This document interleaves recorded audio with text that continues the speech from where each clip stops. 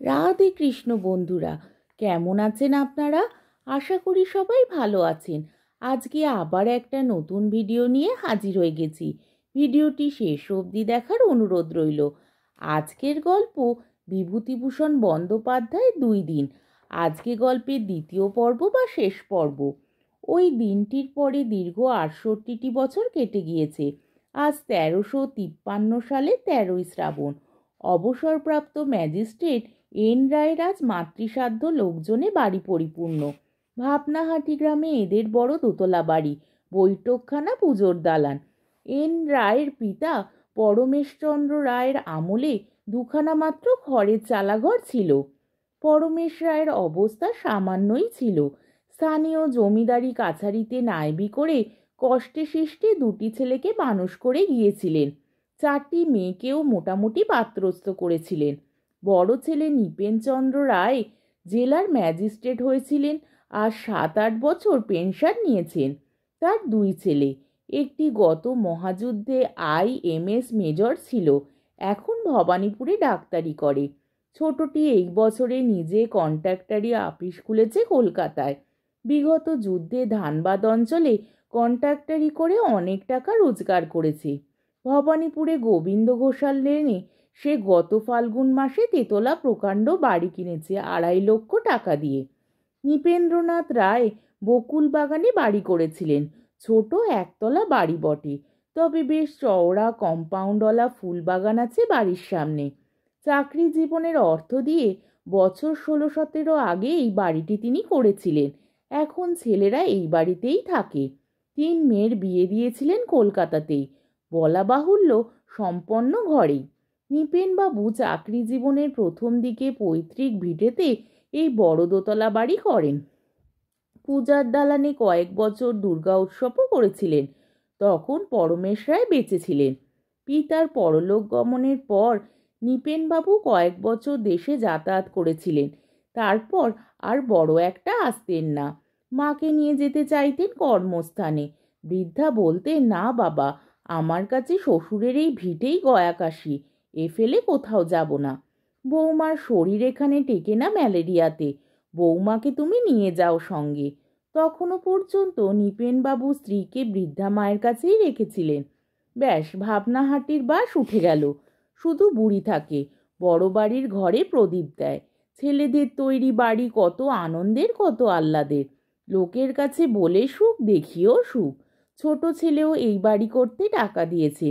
2 ভাইয়ের টাকাতে বাড়ি, তবে বড় খোকা নৃপেন বেশি টাকা দিয়েছে।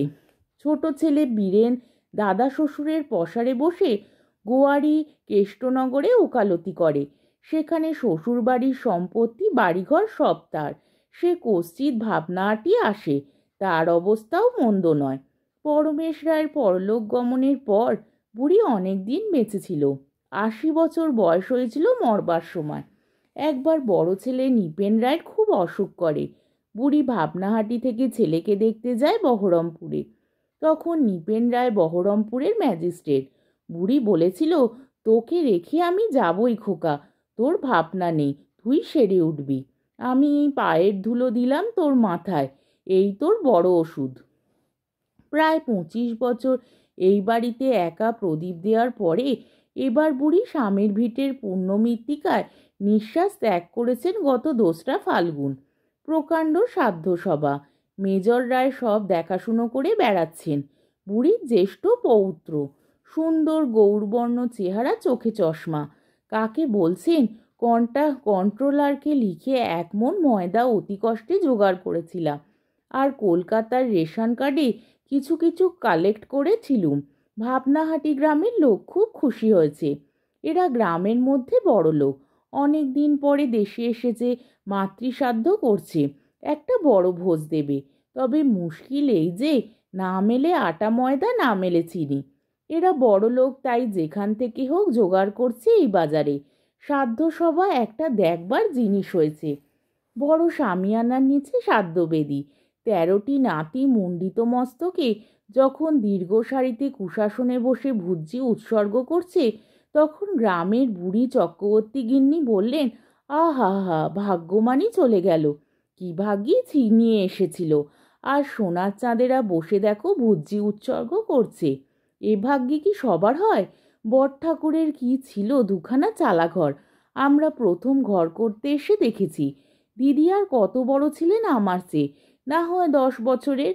সেই বাড়িতে রাজ অট্টালিকা তুলেছে ছেলেরা, আবার নাতিরা হয়েছে একেবারে রাজা। এমন ভাগ্যি নিয়ে কজন মেয়ে মানুষ বসুমূর্তিতে আসে বলো? নাতি মানে শুধু ছেলের ছেলেরা নয়, 4 মেয়ের ছেলেরাও আছে। নিপেন রায়ের ছোট ছেলে কন্ট্রাক্টর পরিতোষ বেদি থেকে হেঁকে বললে, বিজয় গাড়ি গিয়েছে? বিজয় বিনীতভাবে বললে, দারোগাবাবুর মেয়ে ছেলে আনতে গিয়েছে গাড়ি, এখনো ফেরেনি। ফিরলে সাব ডেপুটির বাড়ির মেয়েদের আনতে পাঠাতে হবে। এবার বড়খানা পাঠিও। যা জল কাদা সার, গাড়ি চালানো বড় দায় হয়েছে। বড় গাড়ি বেরিয়ে গিয়েছে রানাঘাটে ছানা আনতে। যে করে হোক দুটো একটা দিন চালিয়ে নিতে হবে। 5 মাইল দূরবর্তী মহকুমা টাউন থেকে নিমন্ত্রিত সম্ভ্রান্ত ব্যক্তিদের আনবার জন্যে দুখানা নিজেদের মোটরেরা কলকাতা থেকে এনেছে। রানাঘাট এখান থেকে অনেক দূর, ভালো রাস্তাও নেই। সেখানে গাড়ি পাঠানোর কথায় পরিতোষ বললে, সেখানে গাড়ি পাঠাতে কে বললে? সে তো 16 মাইলের কম নয়। বিজয় বললে, 17 মাইল সার। যত সব স্টুপিড।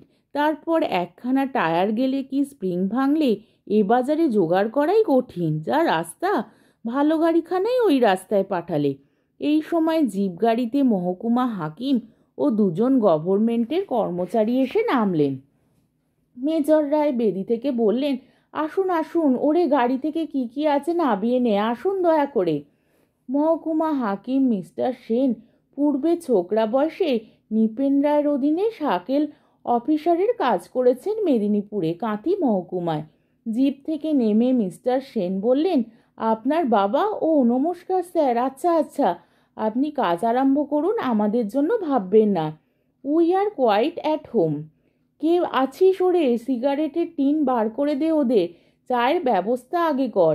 এই সময় গোয়ালারা দই আর ক্ষীরের বাঁক নিয়ে উঠানের এক স্থানে এসে দাঁড়ালো। ওপাশে ছোট চালাঘরে মিহিদানা ও দরবেশের ভিয়ান হচ্ছে, লুচির ময়দা মাখা হচ্ছে। সে ঘর থেকে একজন উঠে এসে গোয়ালাদের দই এবং ক্ষীর দেখে নামিয়ে হিসেব করে নিতে লাগলো। জার্মান সিলভারের ট্রেতে চা দেওয়া হচ্ছে। শামিয়ানা চেয়ারে বসে যেসব ভদ্রলোক সাধ্য দেখছেন তাদের, এবং বিশেষভাবে মহকুমার হাকিম ও তার 2জন সঙ্গীকে।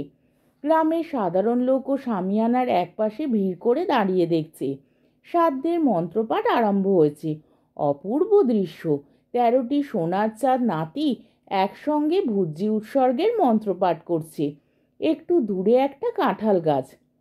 যখন এটা অল্প কয়েক বছরের চারা, তখন এরই তলায় দুধে আলতার গোলা পাথরের খোড়ায় পরমেশ রায় নববধূ এসে দাঁড়িয়েছিল বরণের সময়। পাশে আলপনা দেওয়া পিঁড়িতে দাঁড়িয়েছিলেন নবযুবক পরমেশ রায়। 68টি বছর আগের এ খবর সবাস্ত কোনো লোক জানত না, জানবার কথাও নয়। আজকের পর্বটি এখানেই শেষ হলো। আমার ভিডিওটি যদি আপনাদের ভালো লেগে থাকে তাহলে আমাকে কমেন্টের মাধ্যমে আপনাদের মূল্যবান মতামত অবশ্যই জানাবেন, এবং আমার ভিডিওটিকে লাইক ও শেয়ার করার ও আমার চ্যানেলটিকে সাবস্ক্রাইব করারও অনুরোধ রইল। তাহলে আজকের ভিডিওটা এই অবধি। পরের দিন আবার অন্য কোনো গল্প নিয়ে হাজির হয়ে যাব। ততক্ষণ পর্যন্ত আপনারা সবাই ভালো থাকবেন, সুস্থ থাকবেন, সাবধানে থাকবেন এবং আমার ভিডিওটি দেখতে থাকবেন। তাহলে আজকে আসি। রাধে কৃষ্ণ।